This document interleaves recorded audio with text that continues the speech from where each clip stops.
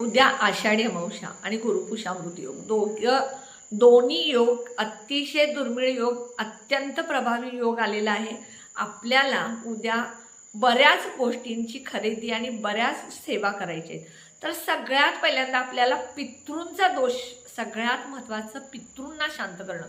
कितीही तुम्हाला प्रखर पितृदोष असेल तर तुम्हाला उद्या पितृंसाठी काय सेवा करायची आहे ह्याचा संपूर्ण लॉंग व्हिडिओ मी टाकलेला आहे.